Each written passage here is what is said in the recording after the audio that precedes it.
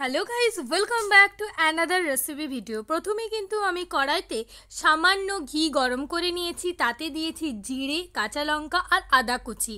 আর শুকনো খোলায় আমি এখানে বাদাম ভেজে রেখেছিলাম, সেটাই কিন্তু দিয়ে দিয়েছি। ভালো করে আমাদের নাড়াচাড়া করতে হবে। এরপর আমি একটা আলুর হাফ কেটে রেখেছিলাম ছোট ছোট কিউব করে, সেটাই কিন্তু দিয়ে দিলাম সামান্য সন্দেহ লবণ আর হলুদের সাথে। ভালো করে কিন্তু ভাজা ভাজা করে নিতে হবে এবং আলুটা সেদ্ধ হয়ে আসবে।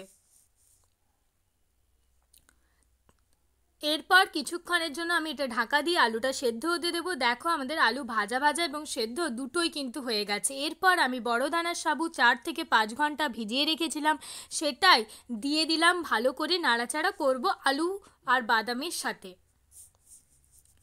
এরপর সামান্য জল দিয়ে আবারও নাড়াচাড়া করতে হবে। এটা কিন্তু উপবাসের জন্য পারফেক্ট একটা রেসিপি হতে চলেছে। এরপর দিলাম 1 চামচ চিনি। তোমরা চিনিটা চাইলে স্কিপও করতে পারো। এটা কিন্তু সকালের ব্রেকফাস্টেও তোমরা অন্য সময়ে বানিয়ে খেতে পারো। এটা খুব একটা হেলদি রেসিপি হতে চলেছে। আর সবার শেষে লেবুর রস দিয়ে ভালো করে নাড়াচাড়া করে নিলেই আজকে আমাদের রেসিপি সাবুদানার খিচুড়ি একদম রেডি। কিছুক্ষণের জন্য আমি এটা ঢাকা দিয়ে রাখে আবার তুলে নিয়ে হালকা নাড়াচাড়া করে নিলাম।